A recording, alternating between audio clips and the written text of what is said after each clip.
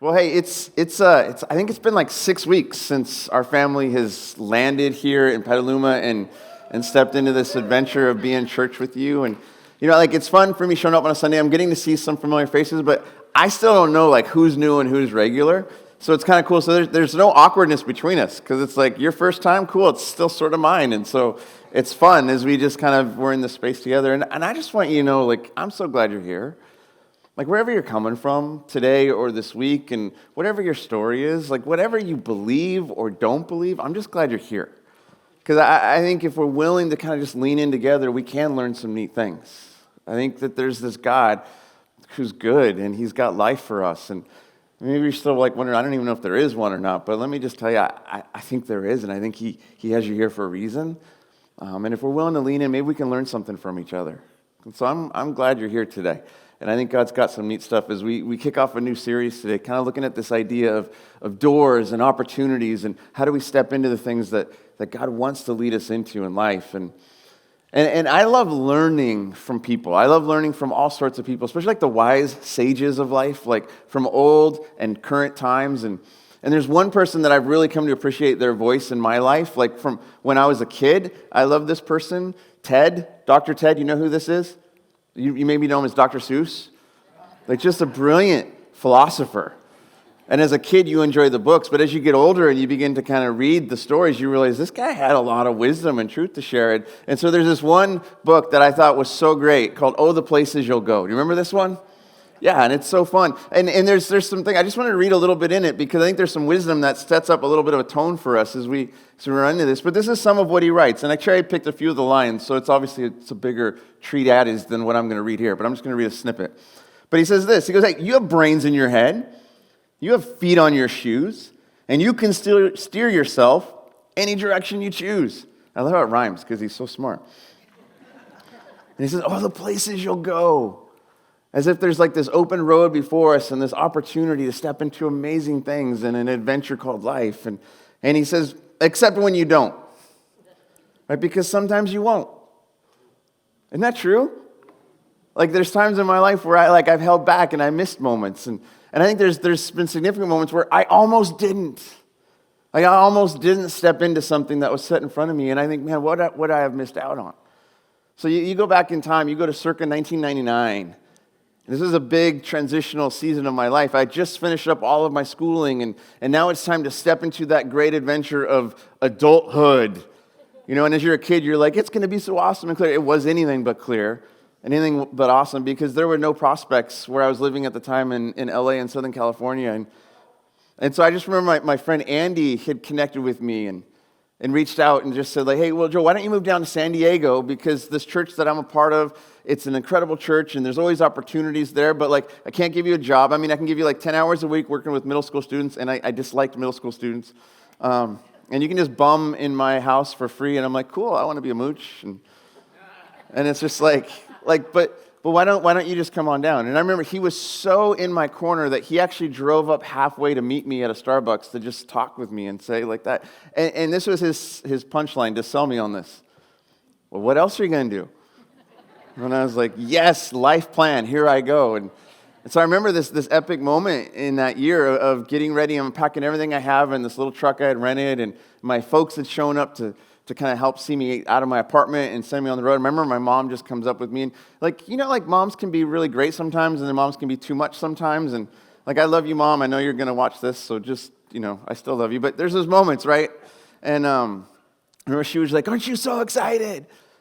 And I just said, like, Mom, I feel like crap. Because I think I'm just going down to San Diego to fail miserably in a few months to come back home and be the guy that lives with you through his 20s. So this is how excited I was about this time. And yet, let me tell you, I'm so glad I went. Because my life has been forever changed because of that opportunity I stepped into. And yet, what I was wrestling with in that time, like what I wanted was certainty. Like what I wanted was like a clearly marked out plan with like paint by number steps. And I wanted to have a map that was so clear that I knew that if I just went in this direction, everything would be painted out perfectly, my life would be fine, because I didn't want to get lost. Or worse, I didn't want to screw things up, like especially my life. And And that's what it feels like sometimes when these moments are set before us and we're like, do we or not?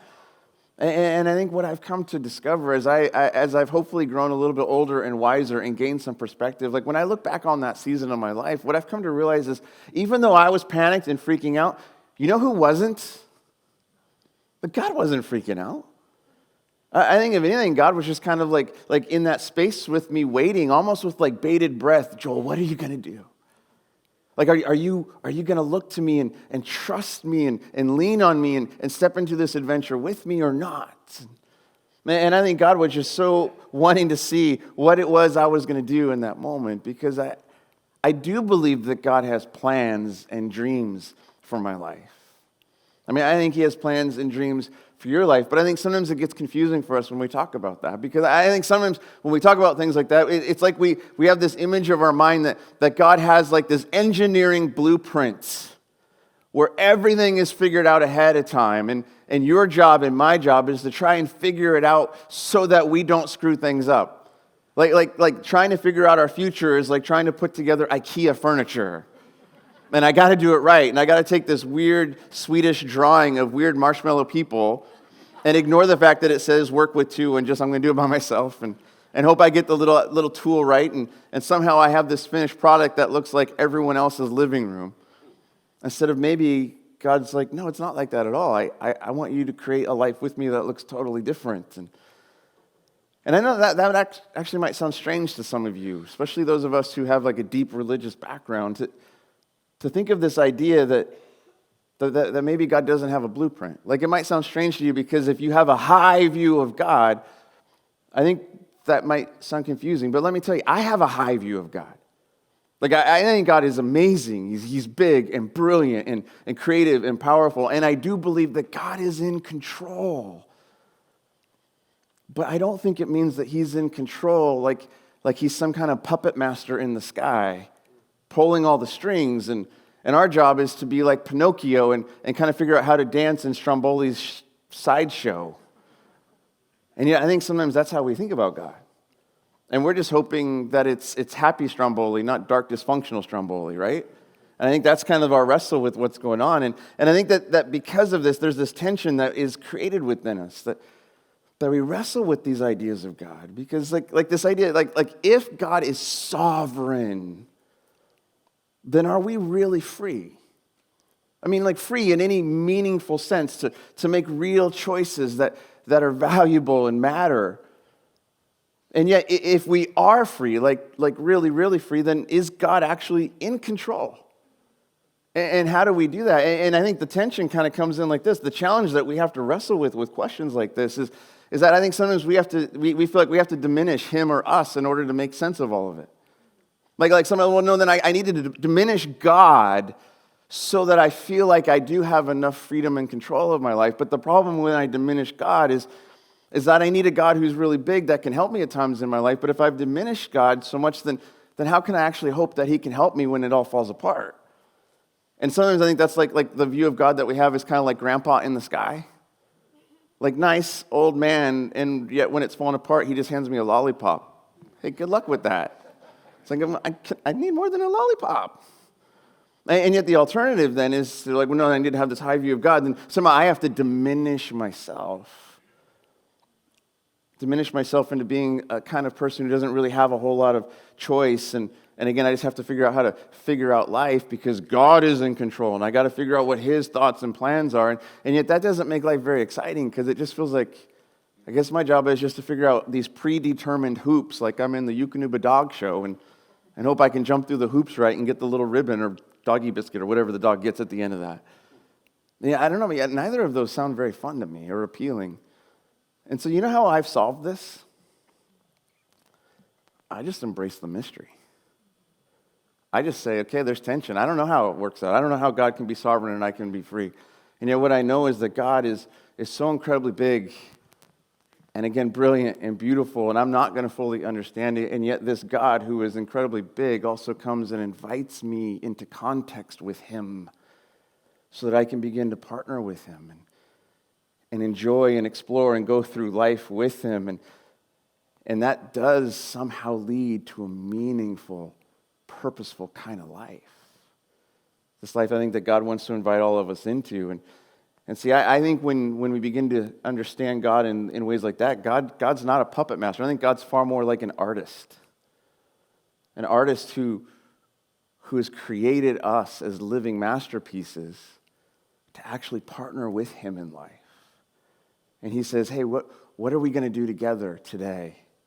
I've created you in this world to do amazing things, and I'm inviting you into this incredible drama, and I have a part for you to play, and I have a role for you, and yet I want you to kind of figure out what that is with me as you get to know who I am, and this God who invites us to walk with him, and where we get to step into the wonder and awe of doing life with him.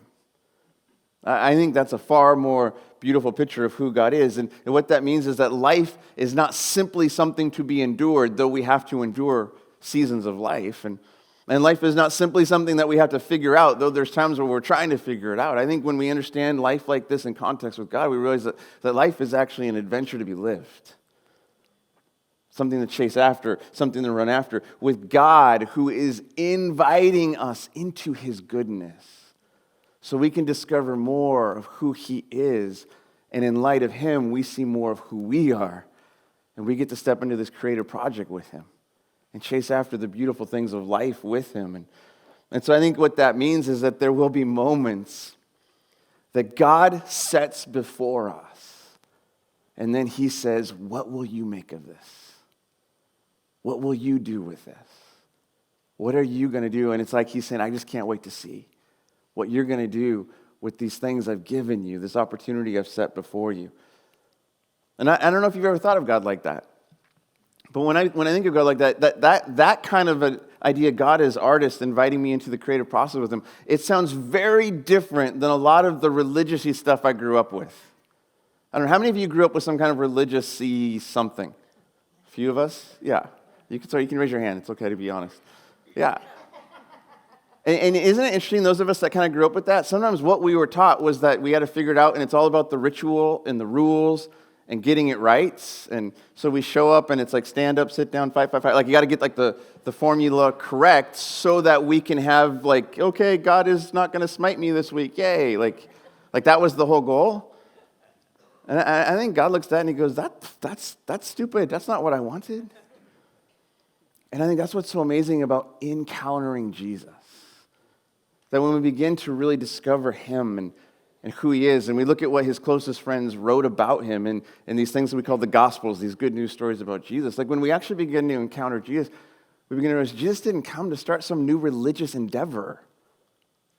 Like Jesus actually came to fulfill this promise that God had made to us as a species that he loves, to rescue us and redeem us. Jesus actually came to restore something in us with God, to restore brokenness and this relationship that we are created for. And I think that's the beautiful thing about encountering Jesus, that he's come to fix something so that we can step back into the life we were meant to live, to begin to play our magnificent part in this creative drama of God at work in us and through us.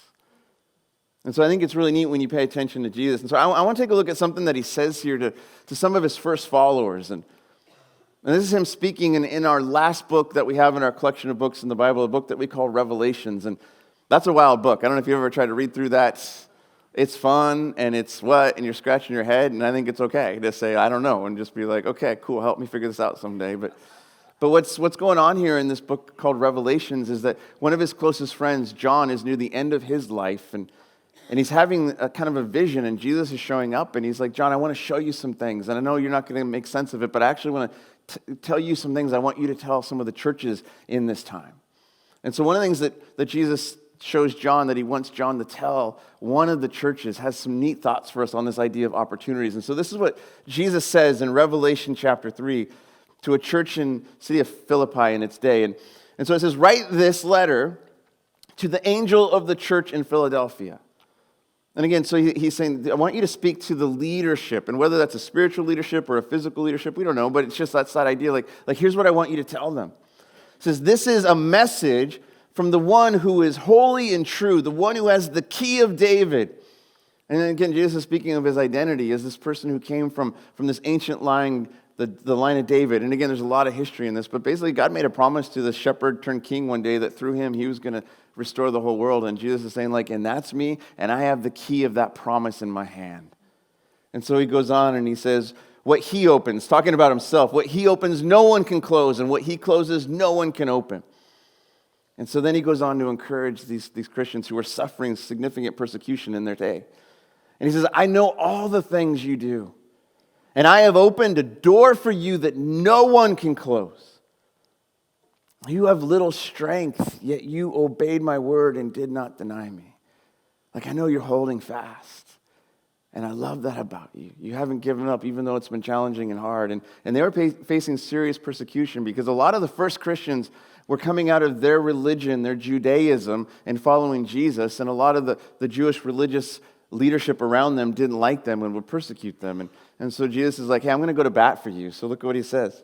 He says, look, I will force those who belong to Satan's synagogue. I think that would be a cool name for a church, but it would be really awkward, right? I don't know. We'd have to figure out how to mess with that. But like what Jesus is saying is like, look, the people that are persecuting you, they're not on my team. They're on the other team. He goes, those liars who say they're Jews, but they're not, I'm going to force them to come and bow at your feet, and they will acknowledge that you are the ones I love. I mean, what a beautiful promise. What Jesus is saying is, hey, all those people that are tearing you apart, I'm going to work in their story. They're going to come to a point where they're going to have to acknowledge the fact that, oh, Jesus really loves you because look what he's doing. What a hope-filled promise when someone's just beating you down, and Jesus is like, I'm going to take care of this, just wait. And he says, because you have obeyed my command to persevere, I will protect you from the great time of testing that will come upon the whole world to test those who belong to this world. I'm coming soon. I mean, that's the hope. I haven't just walked away and said, good luck. Like, I'm at work in the story and I'm coming back to wrap things up. And so hold on to what you have so that no one will take away your crown. And he says, all who are victorious will become pillars in the temple of my God, and they will never have to leave it. And I will write on them the name of my God, and they will be citizens in the city of my God, the new Jerusalem that comes down from heaven from my God. And I will also write on them my new name. Okay, if you have a problem with tattoos, you are not going to like the future. Because what Jesus is saying is, I'm going to tat you with God's name and my name. You're in my gang now. And we roll into victory. Like, how cool is that? To know that I belong to someone who's going to claim me as his own, never abandon me, never reject me, never forsake me, and he wins. And that's what Jesus is saying here. And so he says, anyone with ears to hear must listen to the Spirit and understand what he is saying to the churches. And I love what Jesus is saying here because something that just jumps out to me as we look at what he's talking about here in this letter to these first Christians. He's saying is that Jesus makes the way forward possible for us. So if you're in a place in life and you're like, I don't think I can make any progress, let me tell you, if Jesus is in the story, he's going to make the way forward possible. Because did you catch what he said? Did you catch what he said earlier in this little section? Who opens the door? Look at what Jesus says. I know all the things you do, and I have opened a door for you that no one can close. So have you ever just been going through life and you're like, I can't get through? And Jesus is kind of like, oh, VIP, come here, you're with me. Like we can go into the club right now because I opened the door. You're with me. He's the one who makes the way forward possible for all of us. And I love that because what that means is you and I don't have to stress about opening doors in our life. Because he's already ahead of us, clearing the path, making that possible, which means that what we need to do is begin to partner with him and what he wants to do in our lives with him through us, and then have the courage to step into the things he set before us. And see, I think that's where the real challenge comes. Because if courage is involved, there must be a reason we need courage. Because easy things don't require courage, do they? Big things, bold things, great things require courage. And often the reason we wrestle is because that door in front of us, when we begin to find it, may not be a door we want to go through. You know, we're like, can I choose door B, Jesus? Like, I'd rather go this direction. He's like, no, I've got something for you. Come on, let's go through this. And I think the reason we wrestle is because often how things seem to be to us in the moment are not actually how they are, because Jesus sees things that we don't always see. And all we can see is like, this doesn't look like what I wanted. This looks like a challenge. This isn't where I thought things would be. And we go through it. And I think we have to realize that just because Jesus opens doors for us doesn't mean it will always feel good to walk through those doors. I think we just got to wrestle with that reality. I mean, those of you that are married today, right now, can you remember when you used to think how awesome it was to get married to the person next to you? Remember when you thought, like, oh, this is going to be so great? There's a little cynicalness in my question, but I mean, you right? Like, you remember that? Like there was a point in time when you were meeting this person, and you're like, I cannot wait to step into this with you. It's going to be awesome. And then you step into it with them, and then you realize there's a lot of work over here. You are very different than I thought, and if we're going to be really honest, and I'm a piece of work too. And we're suddenly on the other side of that open door, realizing it's not as easy as we thought. Or maybe it's not that. Maybe for you, it's like there was this new season of life that you were so excited to step into, and you would put money on the table that Jesus was leading you into it, and you stepped into that moment only to realize this is not how I thought it was going to go. This is way harder than I was expecting. Or there's this new job that you're tackling because you think Jesus is leading you down a path, and you're like, you thought he was going to take you to the corner office, and it was a plush life, and you're stepping into it, and you're like, Jesus, how come, like, work is hard? I'm a millennial. I didn't know this, right? Like, just saying, that's Gen X talking, the wisdom of Gen X. Or maybe you thought you were going to walk through life with someone, and they left you holding the bag. And now you're trying to figure out, how do I do this, Jesus? Because I thought we were in it together, and they left, and now I'm on my own. Or maybe you're just wrestling with being a parent. Parenting isn't easy. You know what would make parenting so easy? If the kids weren't involved. Right?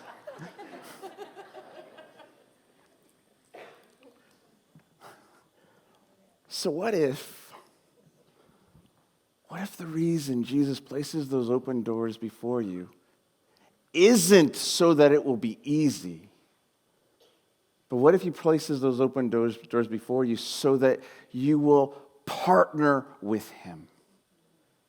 And stepping into those places so that with him at work in your story, you can actually make something new of this. Make something better of this. Make something good come to life because you're partnering with him in the adventure, in the endeavor. And as you join with him in the creative process, he begins to work in you and through you. And not only will you be transformed, you'll bring transformation with you. What if that was the point of the open door? And see, just because Jesus opens a door doesn't mean it's always going to feel good. And the reason open doors don't always feel good is because they almost always challenge our comfortableness today. And whether or not we'll be willing to get out of the lazy boy and step into the adventure of something new. I love how author and pastor John Ortberg captures this in his book, All the Places You Go, How Will You Know? He says this, he says, very rarely in the Bible does God come to someone and say, stay. Oh, your life looks awesome. Just stay.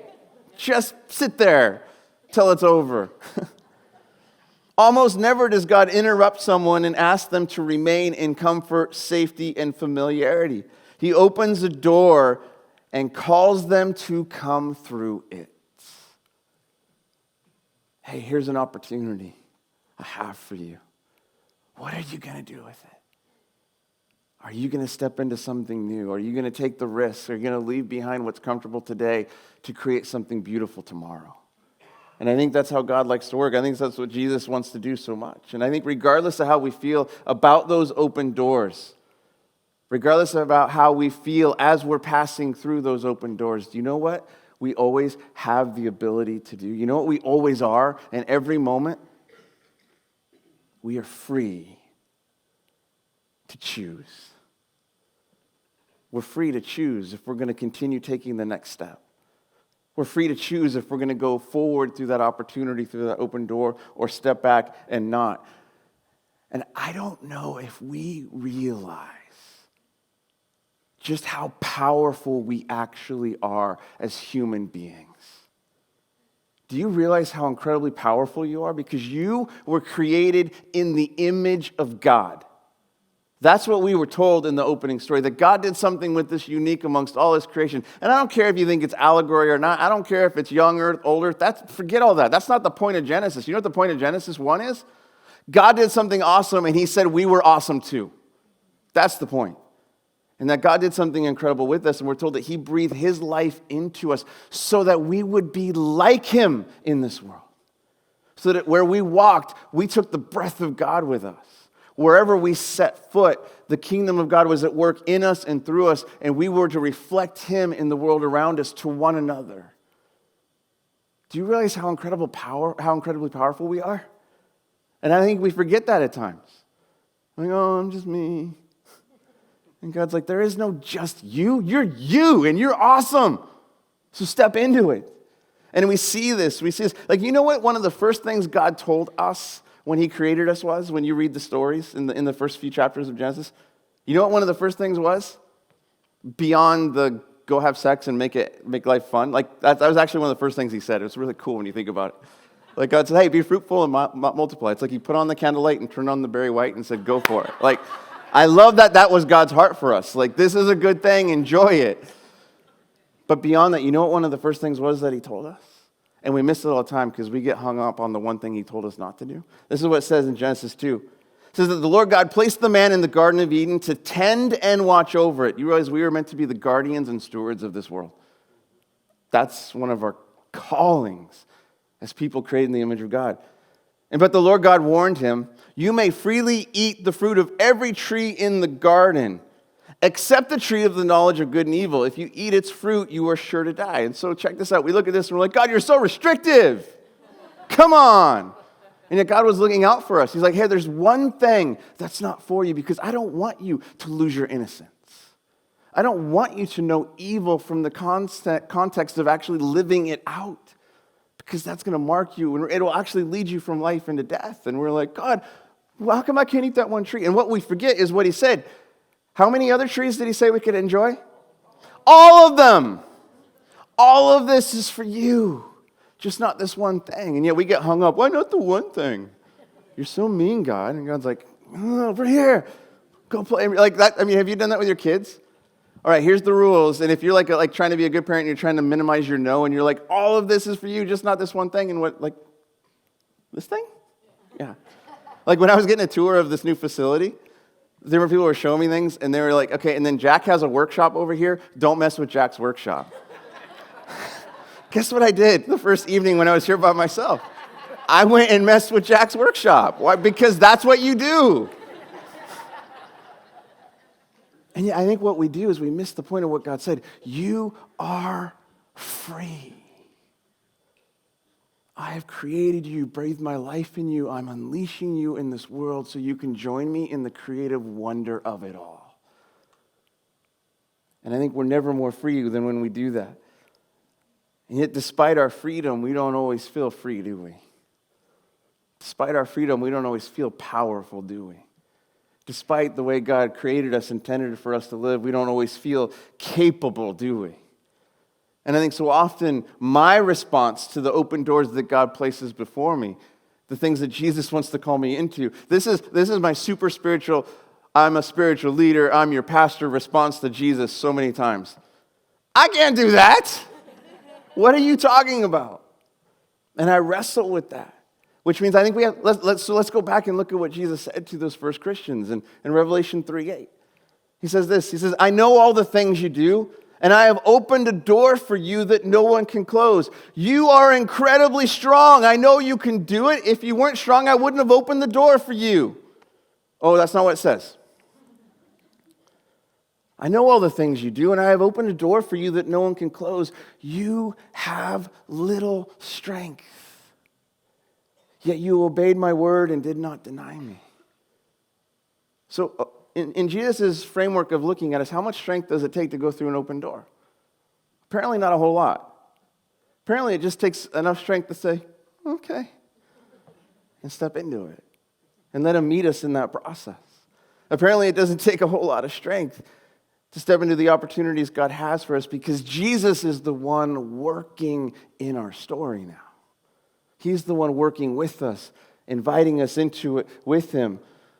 So maybe we need to stop doubting the one who opens the doors and start doubting our own fears and insecurities. Maybe. Because what if we chose to get over our inferiority complexes and we actually had the audacity to believe what God thinks about us, that we are capable of great things? How would that change the way we lived and how we lived in the world around us? And so maybe we could do that. And yeah, I'll just be the first to say I'm constantly wrestling with my identity in this. My feelings of insecurity versus the things that God calls me to. Like, I wrestle with this as a leader. Because I was just sharing with our guest experiences team, I kind of envy you guys because I would love to just have the role that just gets to work in the back line. Because that's how I'm wired naturally. But yet God looks at me, hey, Joel, I want you to come up here and lead. And I'm like, me? God, I'm not an alpha. That's never been me. I've never been the machismo one walking around the campus. I've been the guy hiding so he doesn't get his butt kicked. That's me. God, you want me to step into things like this? Jesus, I don't understand. What do you see about me that I don't see? Because I don't know who that guy is that you seem to think I am. Hey, Joe, I want you to get up in front of people and teach. You know I have a fear of public speaking. Why would you ask me to do that? I don't always understand the things that he does, but you know what I've had to learn to do? I've had to learn to say, okay, I guess you see something in me I don't. And I've known you long enough to know that you're not setting me up to mess with me. So I'm going to trust you, so here we go. And time again, I've seen him show up in my story and do incredible things. Time and time again. And I love that when we're willing to exercise the freedom he's given us to trust him, he'll lead us into amazing things. Viktor Frankl writes this in his book, Man's Search for Meaning. Powerful words when you feel the weight of what he says here. He says, everything can be taken from a man but one thing, the last of the human freedoms, to choose one's attitude in any given set of circumstances, to choose one's own way. That's powerful, but I could look at that and I'm like, well, great, Vic, did you write that from a corner office? Sounds easy. Until you realize that he wrote that after surviving the Holocaust. It's okay, what did you discover that I'm still figuring out?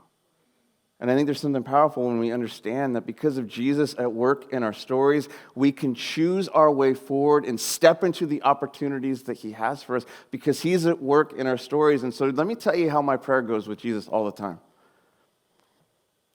Jesus, you brought me to this, so you better see me through this because here I come. I'm stepping into the moment you set before me. And I need you to show up. And I need you to do your thing in my life. And so what happens? What happens when we give Jesus our yes? And we step through the opportunities that he sets before us? What happens when we do that? Let me tell you a couple of things. Let me tell you something that will happen when you and I say yes and step into those opportunities. We become more. We grow. And we become more of the men and women we were created to be. Let me tell you, I look back in that season in 1999 that made no sense, that was terrifying. I'm so grateful. I'm so grateful that my buddy Andy was hearing God's voice to speak into my life and called me into that spot. Because let me tell you what happened when I said yes. I moved down to San Diego. I discovered that you don't have to live in smog. All sorts of good things happened. I met Christy. Would never have seen that coming. I got to step into one of the healthiest churches I've ever gotten to be a part of and got to see what good leadership looks like when good leadership isn't hung up on itself.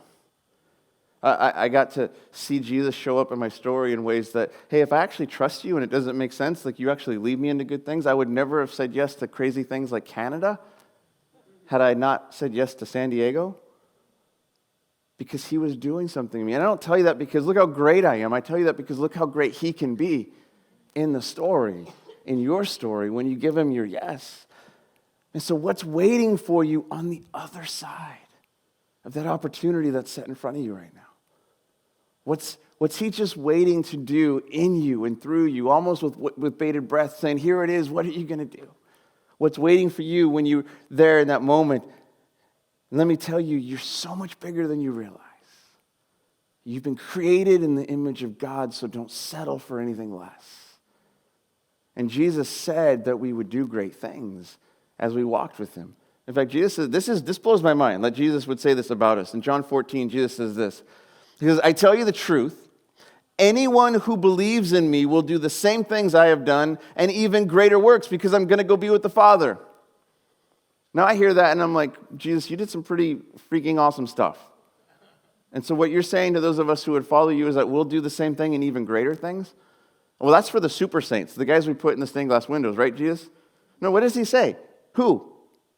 It's right there. Look at the words. Anyone. That's you and me. Last time I checked, we're a part of anyone.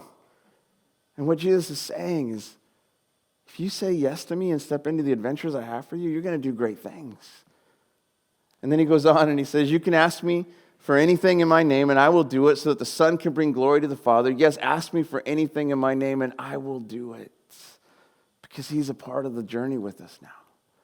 And so what's waiting for you on the other side of your yes? What's God wanting to do?